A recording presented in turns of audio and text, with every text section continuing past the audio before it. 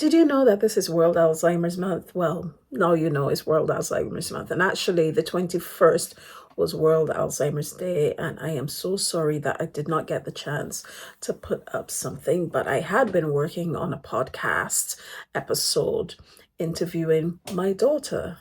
That is not going to come out today.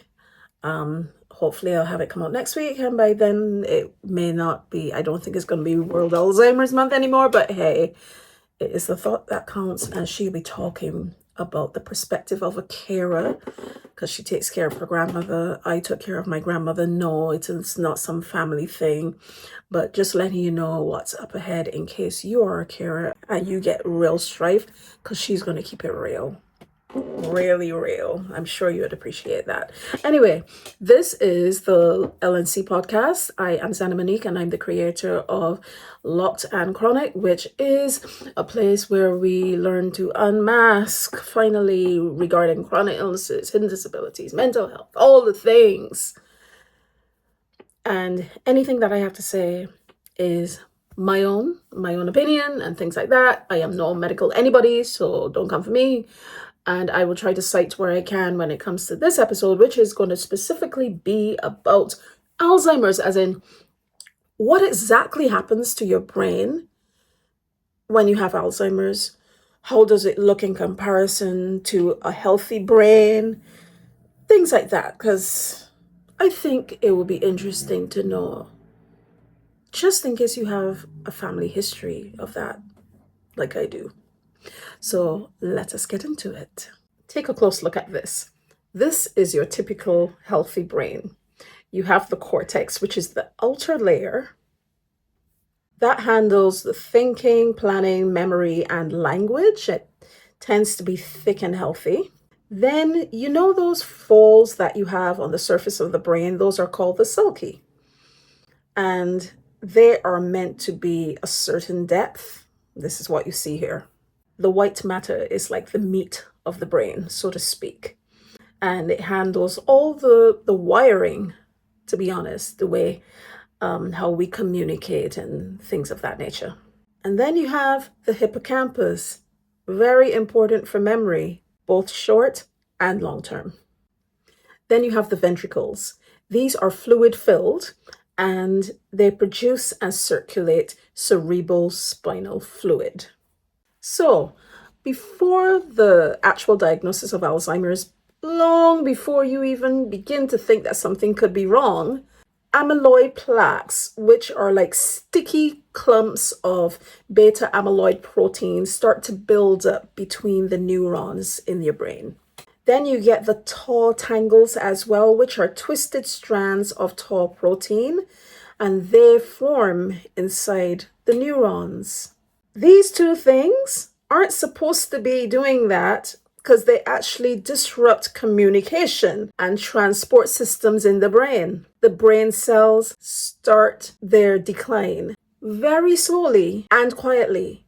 However, the person is still behaving as normal. Scary, in it. Do you realize that sometimes you become forgetful? You can't remember where your keys are, can't remember where your wallet is, you can't remember this and that, you can't remember if you did certain things. Sometimes you feel as if you're walking somewhere and then you can't remember where you've been and stuff. I have gone through that.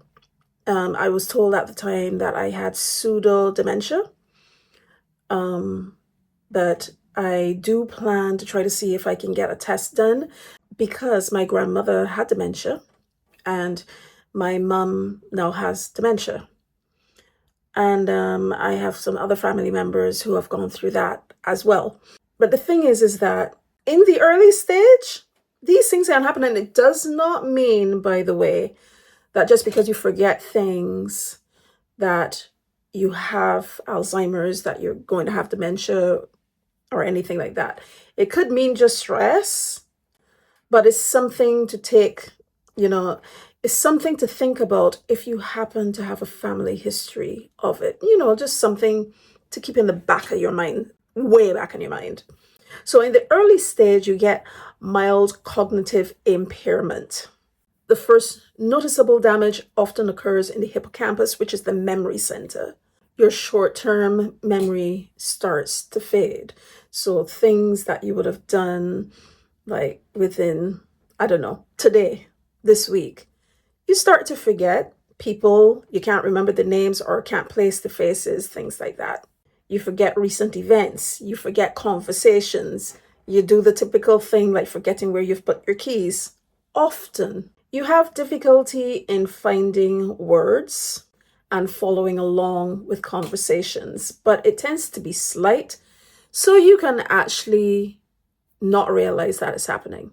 You have subtle personality changes that come in there as well. Others may notice something, but they may not think that that is what's going on because they just think, oh, people getting older, getting more mature, they're changing. But it, in fact, could be this early change. People could get more anxious, more withdrawn, more irritable. Brain scans may actually start to show a level of atrophy in some places as early as this stage. So in the middle stage, you're definitely in full-blown Alzheimer's. The spread of the plaque and the tau proteins is rampant. Language areas, the reasoning areas, the sensory processing areas are all affected. Therefore, you find that you have more memory loss. You can't recall even your own personal history, or you start saying things that don't really make sense. The names of loved ones, familiar faces and places, you have real trouble recalling. Your neurotransmitters as well, like acetylcholine, drops sharply, and it then weakens brain communication. So it's not only going to affect your memory, you're also going to have problems with judgment and what you're really supposed to do where. Problem solving. You'll even find that there is a test that is done to test someone in that decline, and that is in drawing a clock. You'll find that someone who is going into that middle stage and cannot get that done. Something as simple as that. The communication is not working. So things like managing the money, cooking, work, all bit by bit becomes a little more difficult. You'd also find that someone who is in this stage starts to blame you for things that you have not done. They go through really big mood swings. They could be angry and screaming. They can get violent. They can get very placid. They can, as in with their way of being, they can start crying for no reason. They can do the weirdest things. They repeat and repeat and repeat and repeat. They have these delusions, and their actions are quite out of norm.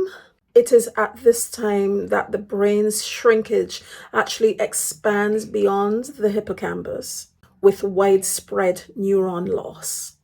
And then you come to the late stage or severe Alzheimer's.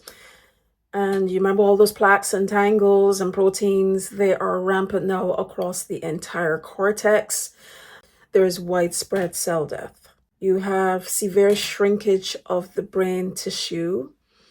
It looks as if something came and just crumpled the brain.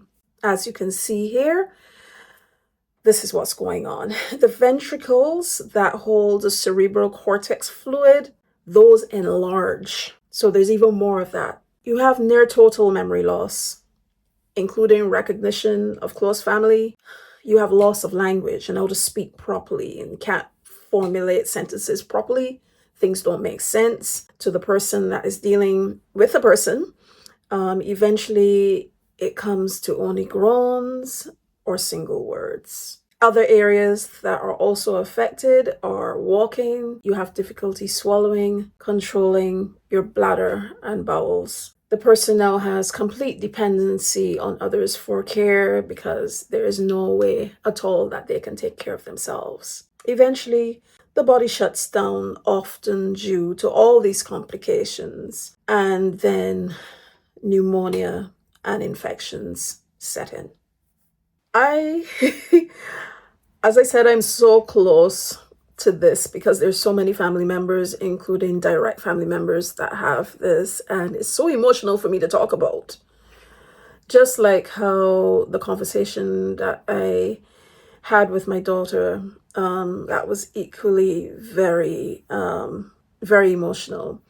The carer themselves becomes really affected because there's so much going on, so many changes, and they have to put themselves behind in order to take care, and it's very hard. Seeing a person just change so much and become literally a shell of themselves is very hard, regardless of what the relationship was like beforehand. Of course, this is just a simple layperson's rundown, but please research for yourself. Let me know in the comment section below if you know anything about this, or if you are going through, if you've just had a diagnosis, or if you are taking care of someone that is going through this.